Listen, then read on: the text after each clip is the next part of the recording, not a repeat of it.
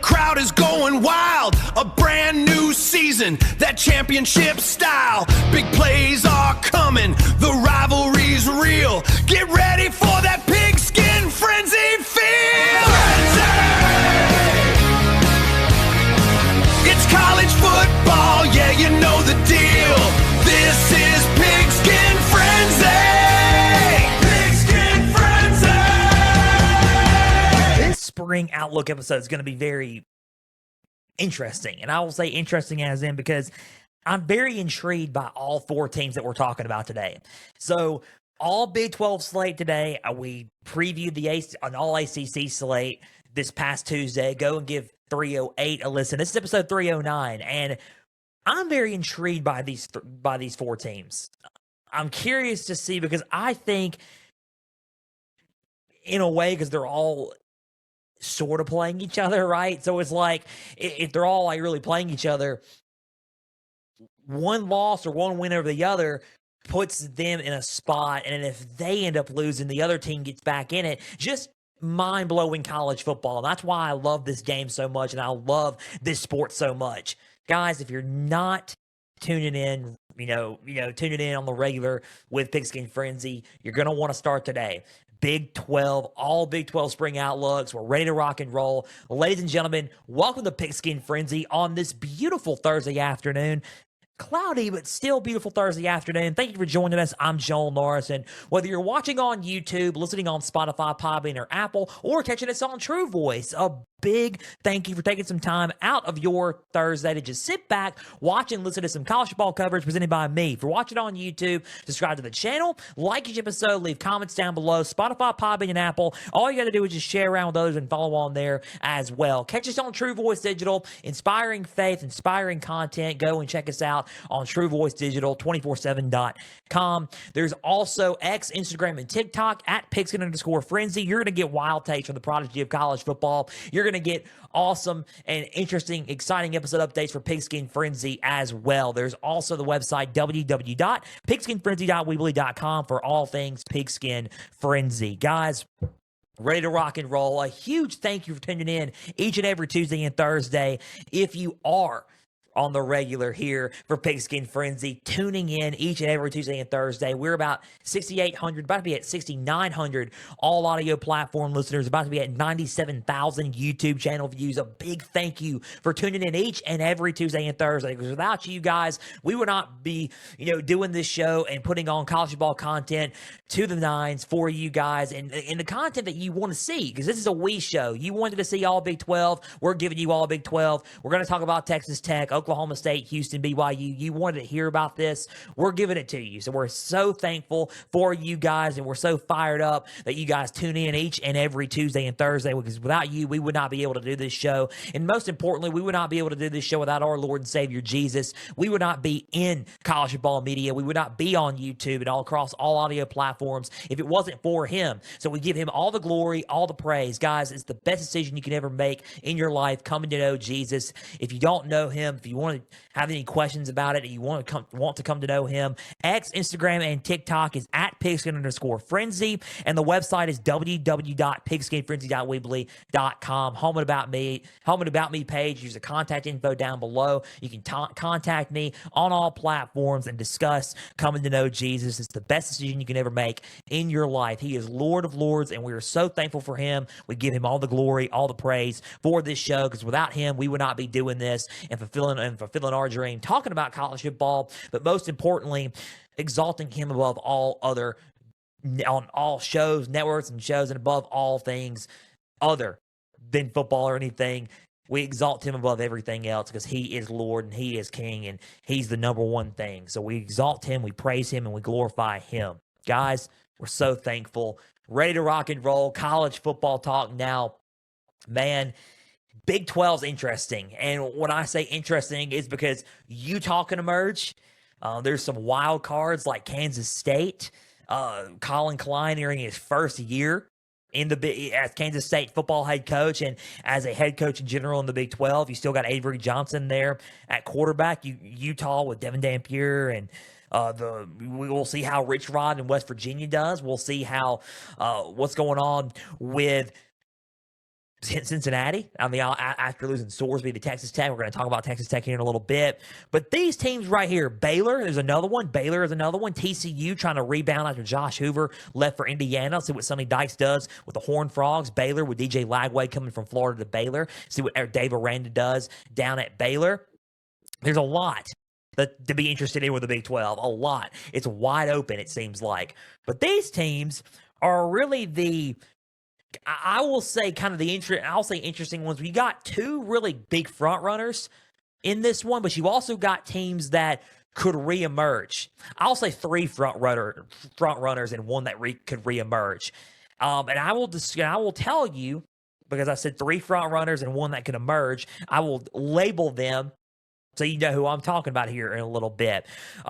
We are going to start off and kick off our spring outlooks down in Lubbock, Texas. Texas Tech Red Raiders, guns up, wreck them. And not only that, front runner. I will label that front runner. Probably the top front runner in the Big 12. The defending Big 12 champions went to the quarterfinals, had a heck of a season with Baron Morton and a loaded defense filled with David Bailey and Jacob Rodriguez as well. Loaded defense, loaded squad with Joey McGuire, the portal to the nines. They had a heck of a portal class in 2025, and they played like it. They certainly did. They only lost one game, and it was to Arizona State. They pretty much finished the rest of the season without a loss. Went all the way to Arlington to capture their first Big 12 title. Texas Tech was a loaded team on both sides of the ball, offensively and defensively. They were an all-around phenomenal football team. They went into the playoff, and they got beaten badly. And there's no other ways to put it.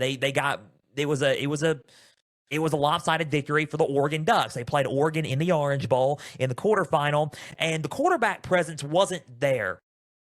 But here's also the deal in the game itself with Texas Tech. Texas Tech played really well on defense and played really well on that side of the ball. I think the reason why they won a lot of those games was because of the defense. Now, offensively, they were amazing offensively.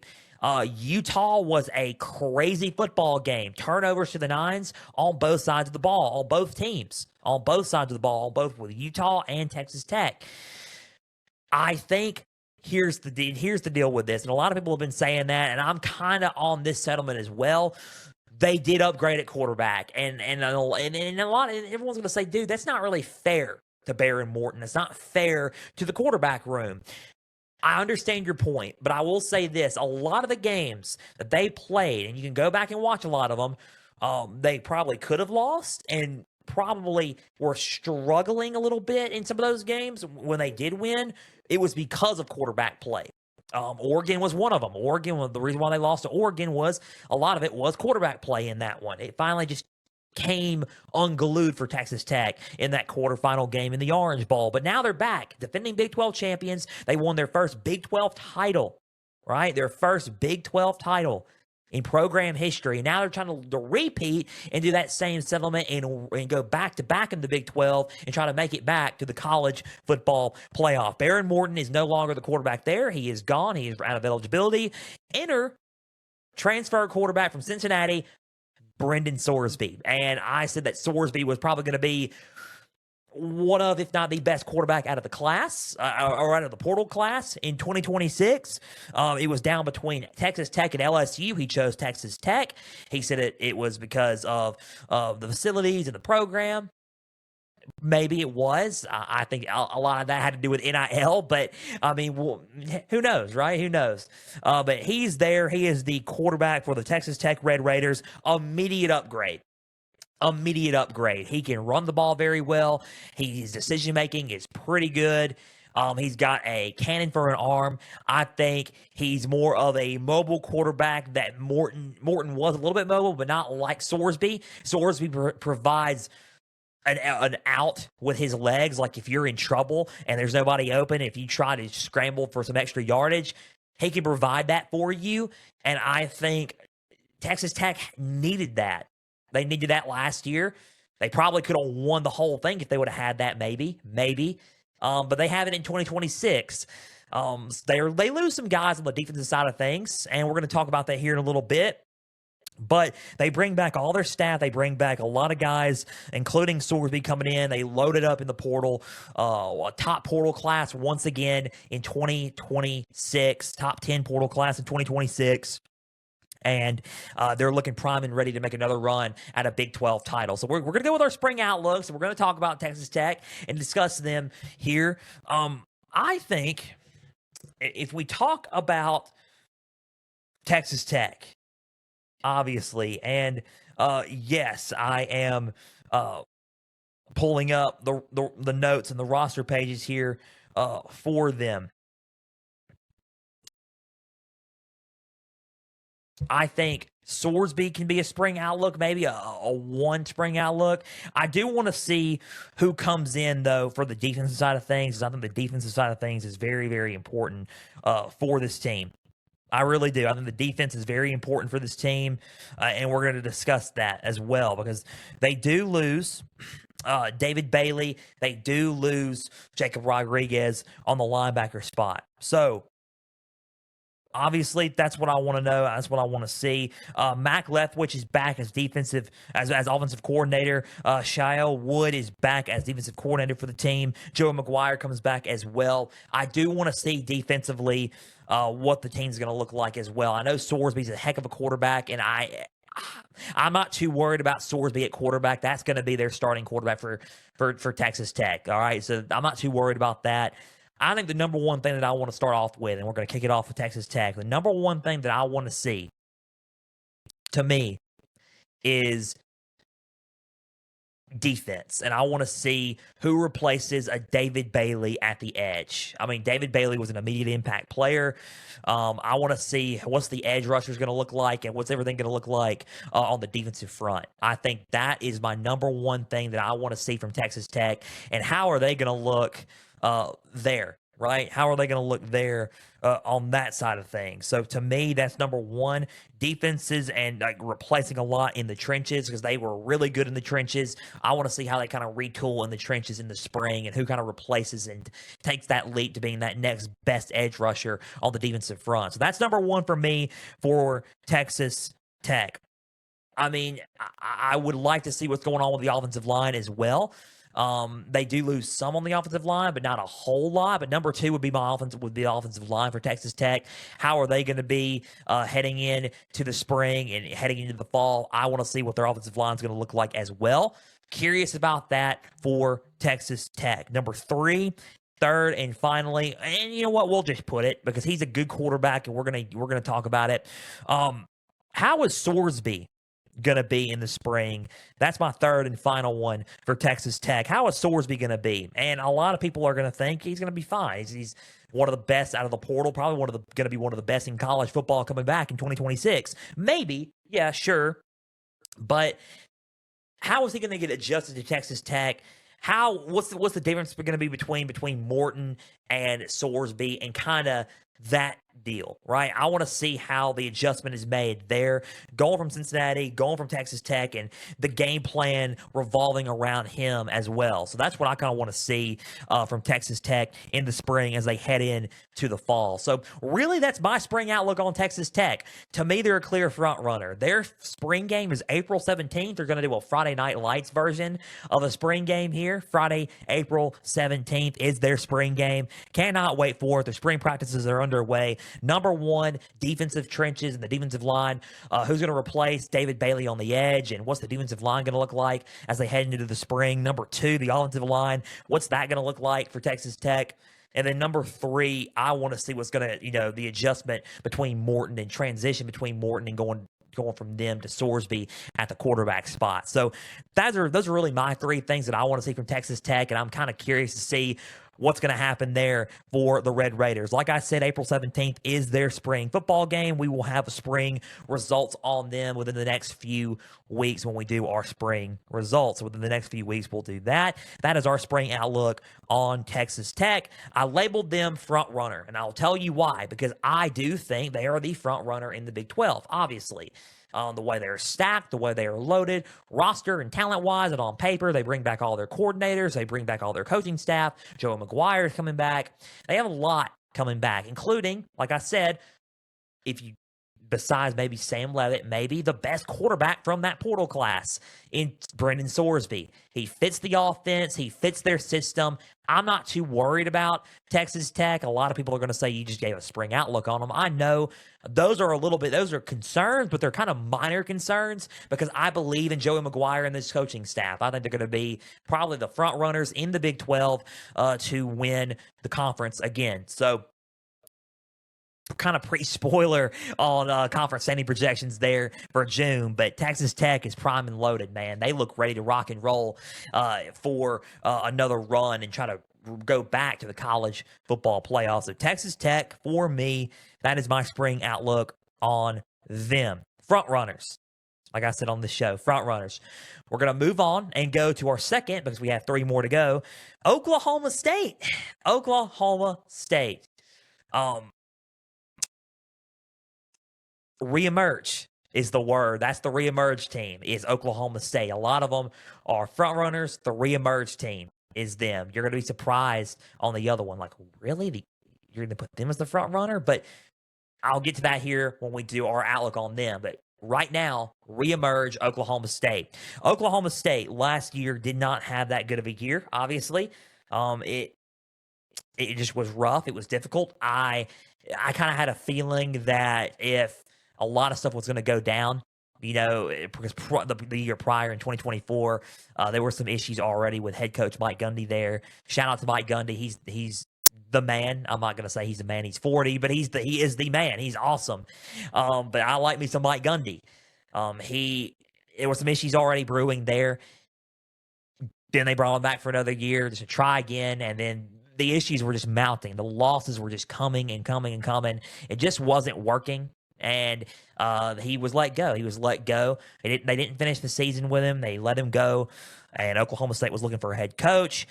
Enter a young coordinator, and not really coordinator, but head coach in the D6 leagues by the name of Eric Morris. He was a coordinator at first, then became a head coach by the name of Eric Morris for North Texas. Eric Morris takes the Oklahoma State head coaching job. It was kind of a fit from the beginning because a lot of people were expecting Eric Morris was going to take either that job or Arkansas maybe, but he took the Oklahoma State job. He goes to Oklahoma State, and then automatically you're saying after that last season, you're thinking, okay, Drew Mestebaker probably could enter the portal. What he did at North Texas and what Eric Morris did at North Texas this past season offensively was just electric. They were top 5 offense in college football. What they were doing, they made it to the American Conference Championship. They did lose at Tulane, but they made it to that conference championship game in the American Conference. North Texas looked really good on the ground. They looked good through the air. Offensively, they kind of had that air raid type system, but they know how to balance it out a little bit with the run.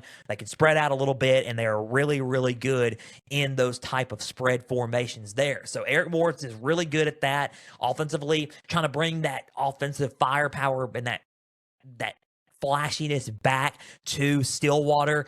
And that's what we're looking for with Oklahoma. That's what we're looking for with Oklahoma State. And they brought it. Eric Morris brought it. Drew Mestebaker enters the portal. You're thinking, okay, right, what's going to happen here? I had a feeling immediately he was going to go to Oklahoma State when he enters the portal. About a week, 2 weeks later, it is announced, or a few weeks later, he's announced that he is going to Oklahoma State. Kind of had a feeling he was going to go to Oklahoma State and transfer there. He ends up going there. Then you get Caleb Hawkins, the dynamic freshman running back from North Texas. He transfers, and he goes to Oklahoma State as well. And then you bring in half the roster from North Texas, all now at Oklahoma State. So Oklahoma State is kind of like North Texas in the Power Four, right? And that's what we're seeing from them. So they bring a lot of their guys from North Texas over to Oklahoma State, and which is a good thing because North Texas was phenomenal last year. They had a good roster. You're bringing all that in to the Power Four, so you got pretty much a loaded up team roster wise, and they're kind of reemerging. I'm not going to sit there and say that Oklahoma State's going to be a phenomenal number one. Who knows? They could be a phenomenal football team. I'm not saying that. But if you guys think that Oklahoma State's going to win only like 3 or 4 games, I hate to break it to you, I'm pretty sure that's not going to happen. All right. I'm pretty sure that there's only one way to go from Oklahoma State, and that's up. I would not say, it would not shock me if they won at least 8 games, this year, because of how well and how that roster has came in and how well the roster is being laid out and how the game planning and planning around this roster has been built and how the funds of the NIL has been used for the Oklahoma State Cowboys. I would not be surprised if Oklahoma State wins at least 8 to 9 games, maybe most likely 8 games this year.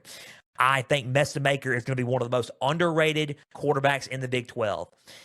He was probably the best in the G6 last year as a freshman. I think he's probably going to be one of the top quarterbacks in the Big 12 and break out. And a lot of people are either going to A, underestimate it, or B, see it coming, maybe, but just kind of brush it off. I would not brush off Drew Mestemaker. He's a dynamic football player and a dynamic quarterback, I think. So let's go to our spring outlooks on Oklahoma State. So number one for Oklahoma State and what I want to see for them, and I'm very curious. And by the way, their spring game's April 18th. Their spring game is April 18th, by the way. Oklahoma State's spring game is. They've already started there. So April 18th is their spring game. Number one, Drew Mestemaker. How is he going to get adjusted and get prepped for Power 4 play? He is the clear-cut number one. To me, the number one, he's going to start for Oklahoma State. He's QB1 for the Cowboys. I think that's number one for me. But the number one thing for me is this with him. How is he going to get adjusted for Power 4 play? I think he'll be adjusted just fine, but that's also one of those things where you look and you're like, okay, yes, maybe, but we just got to see and wait into the spring. So that's number one for me. The depth chart for me, if it comes, and this is kind of how it segues into number two, how's the depth of the team? Also, I think number one was Drew Mestemaker. How's everything going to look there with him adjusted? That's number one. Number two for me for the spring outlook for Oklahoma State is the depth. Not just the quarterback wise, because you got Drew Mestemaker, but who else is behind him besides just him? Who else is behind in the running back room besides Caleb Hawkins, right? How's the depth going to look for this team? You got a really good starting lineup, but you also got to have a depth behind it. So I think the depth probably needs to be improved on for Oklahoma State, and I think that's a key thing there for this team. So the depth of the team is a key thing there for Oklahoma State. So number one, Drew Mestemaker and his transition from North Texas to Oklahoma State. Number two, the depth of the team. And then number three, I think number three is defensively and the defensive rebuild and the defensive game plan. Skylar Cassidy, the new defensive coordinator for the Oklahoma State Cowboys, going to be very interesting there. New game planning. How's the defensive system going to look under him? Who's going to be the step up on the defensive line, the linebacker spot, the secondary spot? Who are going to be those key playmakers for this team? I know they got a lot of guys from North Texas coming in there. Skylar Cassidy coming in there as well. How is Skylar Cassidy's scheme going to work in the spring, heading into the fall? What's the defense going to look like in his system, and how's it going to be implemented for Oklahoma State? So that's the third and final thing that I want to see from this spring for this Oklahoma State team as they head in to the fall. So number one, Drew Mestemaker, the transition from North Texas to Oklahoma State and into the Power 4. What's that going to look like for him? Number two, the depth of the team. We got a good starting lineup going, but the foundation of the depth, what's that look like for Oklahoma State? How's the depth going to be? And then number three, the defensive schemes, the defensive system under Skylar Cassidy, the defensive coordinator for this team. What's the defense going to look like, and how's his plan going to be implemented in the spring as they head in to the fall? So those are the three things that I want to see from Oklahoma State. That's really my spring outlook on them. Their spring game is April 18th, and I cannot wait to see how they are. We're going to have the spring results on them within the next few weeks. I say reemerge, because I do think they're going to reemerge. I do think they're going to find their footing. I do think that they're going to get everything adjusted and game planned and ready to go. I am not sleeping on Oklahoma State. I think they are a huge sleeper. A lot of people are going to say, okay, Oklahoma State. Yeah, I think just pay attention. Don't sleep on them. That's why they're a sleeper. I would not sleep on them. A lot of people are going to. That's fine. I just caution everybody to not.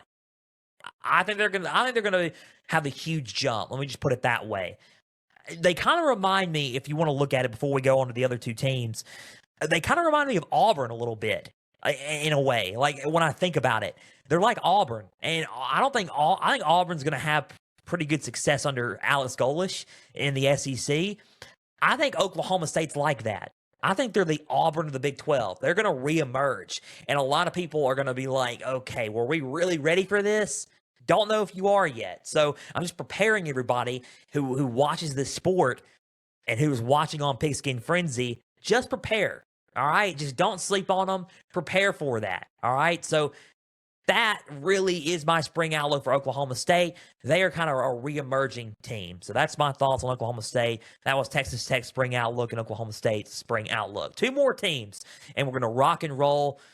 Houston Cougars, the Houston Cougars, front runner. And a lot of people are going to say, dude, I don't know, like, you're really high on Houston, huh? A year ago, I said I put Houston around the 10th or 11th spot in the Big 12. Spoiler alert, they're probably going to be a lot higher than that coming in the spring, in the conference standing projections in June for the Big 12. And I said, well, give it another year, and Willie Fritz is going to have this team ready. Guess what? They showed up a year early. They did. They showed up a year early. They had a 10-win season, only lost 2 to 3 games. Houston did. And double-digit win season under Willie Fritz in his second year there. Yeah, I think that entering his next year, they're gonna be a little bit better. I think. I think I start to believe in Willie Fritz just a tiny bit, right? Under him, I believe him. I believe Houston, and I believe what they can bring. Connor Wingman comes back for this team. They had a heck of a good season last year. They lost to key teams including a Texas Tech, a Big 12 champion. If anything would have gone wrong at the later part of the season, Houston could have slid into the Big 12 championship game, and if they would have won the Big 12 championship game, they're in the college football playoff as a 2-loss Big 12 champion. So that's how close they were to having success last year. But now they didn't. They ended up going to the Texas Bowl against LSU. They beat LSU, and they end their season on a high note. In comes Willie Fritz in his next season. In comes Connor Wingman, using his final year of eligibility as Houston's starting quarterback. And Connor Wingman did not have a bad year last year. A lot of people remember what happened when he went to Texas A&M. I understand that. Did not have a bad year last year. I think if you replicate that success and get a little bit better, this team can reach the heights that we haven't seen Houston reach in a long time. And I'm very curious about how Houston can be and what Houston can bring to the table. I really am. I'm just saying this. I'm saying they're a front runner because if they're bringing a lot of guys back. If they can continue that, what they had last year and bleed it into this year, the sky's the limit for the Cougars. I really do believe that. April 18th, 10 a.m. or 11 a.m. Eastern, 10 a.m. Central is their spring game on Saturday, April 18th.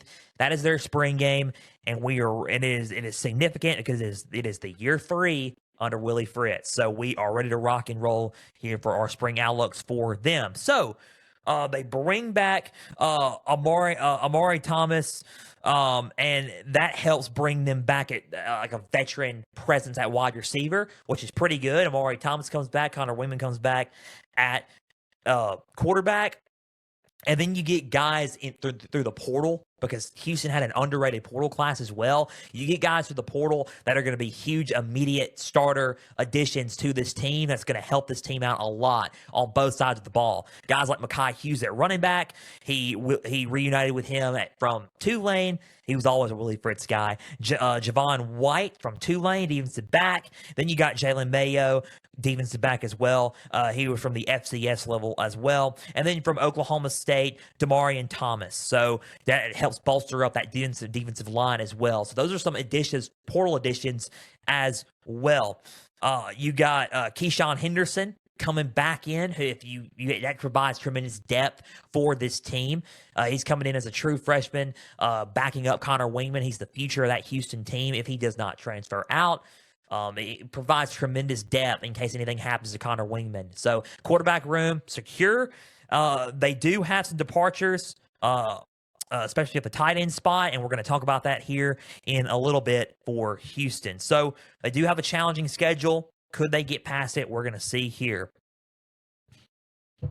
I think it's a very interesting one for Houston, and my spring outlook for them is very interesting, and a lot of people are going to think, okay, all right, you're kind of going a little bit technical with this one, but let's rock and roll. I think number one, this is you're going to think, interesting, right? Number one, they lost really a big piece of their tight end room, right? And that was with, Tanner Kozoil, he's off to the NFL now. So to me, who replaces him at tight end? Who's going to be their premier tight end replacing him for Houston? I think that's the number one question I want to ask for Houston. Who is their next dynamic playmaker at tight end for this team? I know Willie Fritz likes to use his tight ends.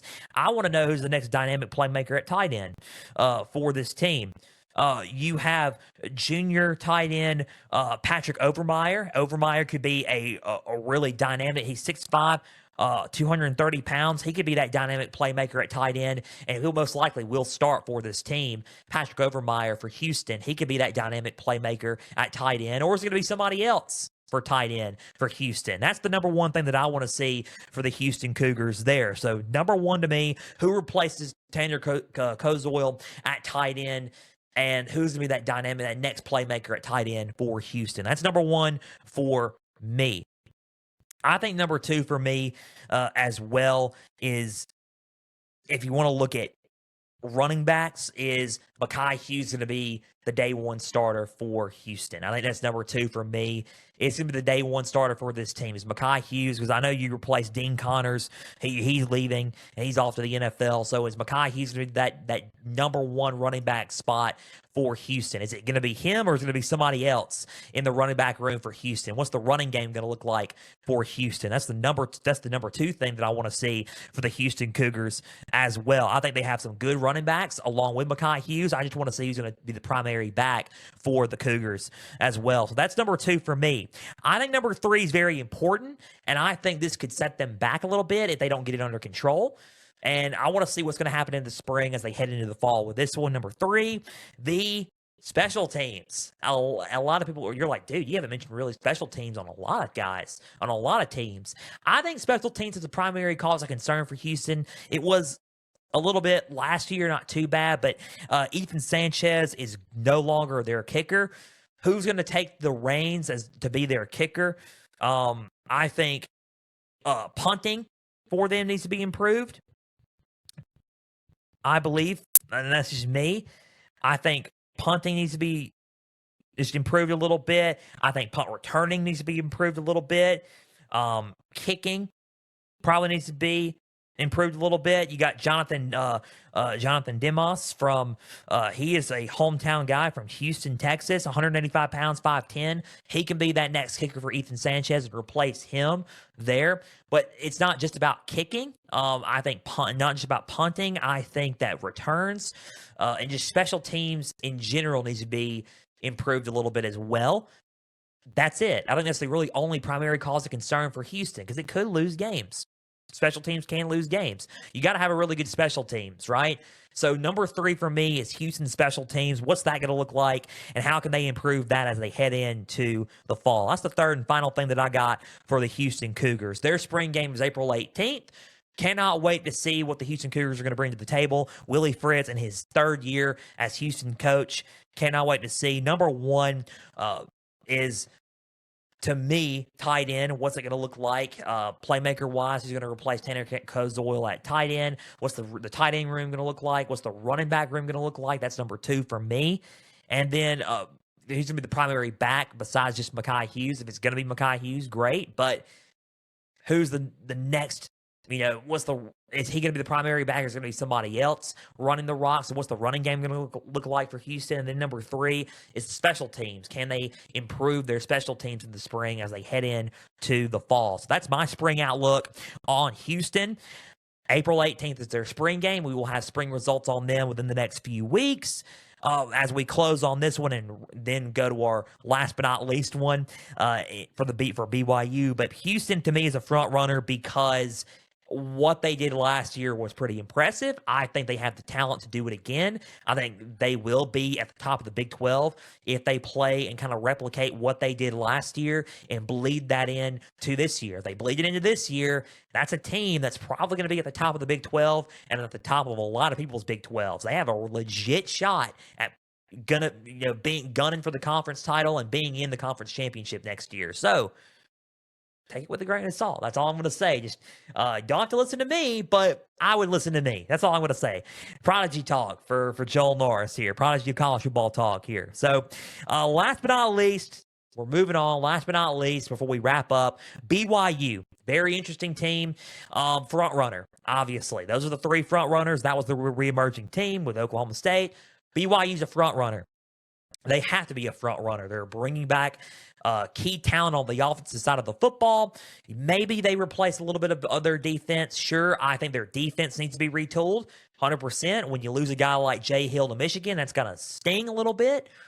But offensively, they still got Aaron Roderick there.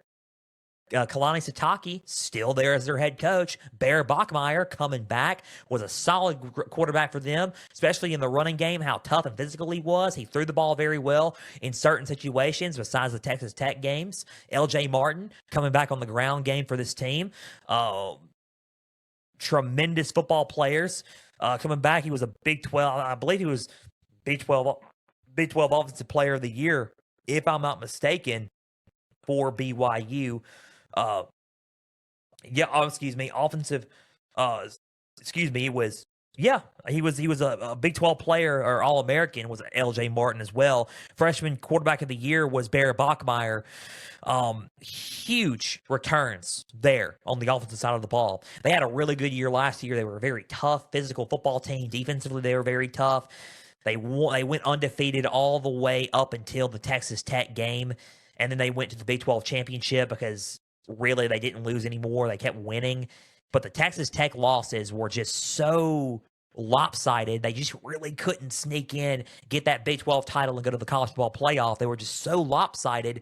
It just was so hard to sit and say, okay, this team legit in the CFP. But they were a legit college football team because without Texas Tech, they probably would have won the Big 12 and probably would have been in the college football playoff. Besides Texas Tech, this was the best team in the Big 12, obviously. The way they played on both sides of the ball was great. Kalani Sitake had them ready to rock and roll. BYU, it was a really good football team this past season. The only thing now, as we bleed into 2026, is we're not really worried about their offense as much. We're worried to see, have they lost any physicality on the defensive side of things? And I think that's where we chime in. Heck of a season last year. Let's see if they can rebound and stay on track and try to make it back to the Big 12 title and try to win the conference this go-round in 2026. So let's kick off our spring outlooks with this. Number one, I want to see a little bit of and this is very interesting, what's the defense going to look like now that Jay Hill is no longer there? Now that Jay Hill is no longer there, what's the defense going to look like? Kelly Papinga is the defensive coordinator for the BYU Cougars now. What's his system going to look like for BYU? How's his game plan going to be implemented in there? Especially come April 3rd, because that is their spring game, is Friday, April 3rd. what's their defense going to look like? What's the game plan going to look like as they head into the fall, and system going to look like into the fall and during the spring defensively? That's number one.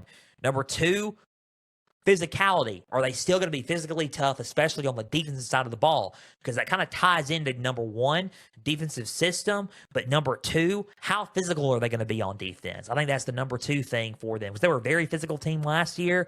Are they going to present that same physicality on defense? That's the number two thing that I want to see for BYU as well. Are they going to present that same physical toughness that got them to the dance last year? If they do, they're still going to be really good, right? Number three, and this is an interesting one, third and final thing for BYU and my spring outlook on them. Number three, Bear Bachmeier. I want to see the continued development of Bear Bachmeier. He's a really physical, tough runner, big quarterback, stocky quarterback. I want to see his continued development in the throwing game. I think he threw the ball well, but I think he can be a lot better. I think he could be a lot better in the throwing game. I want to see Aaron Roderick air it out with him a little bit more and him stretch the ball down the field a little bit more as BYU's quarterback. I want to see that for the Cougars. I think the continued development of Barry Bachmeier is important, especially in the throwing game, if they want to have any more success trying to go after a Big 12 title in a college ball playoff spot. They have some tough games on their schedule to where Bear Bachmeier may need to use his arm. I think if you look at their schedule, Notre Dame is on that schedule. To me, probably going to be projected either the number one team in the country going into the 2026 season, or at least top 5. So when you look at that, you're thinking, okay, that's a game right there. You look, probably need to use Barry Bachmeier's arm a little bit. He's a good running quarterback. He knows how to run the ball. I've seen him throw, and he's a good thrower. I just think they need to utilize that a little bit more. So the continued development of Barry Bachmeier is number 3 for me, my third and final thing for me for BYU. That's really our spring outlook on BYU. Number 1, the defensive system. How's that going to look under Kelly Papinga? That's number 1. Number 2, is the physicality on defense going to remain the same, or are they going to be even more tough?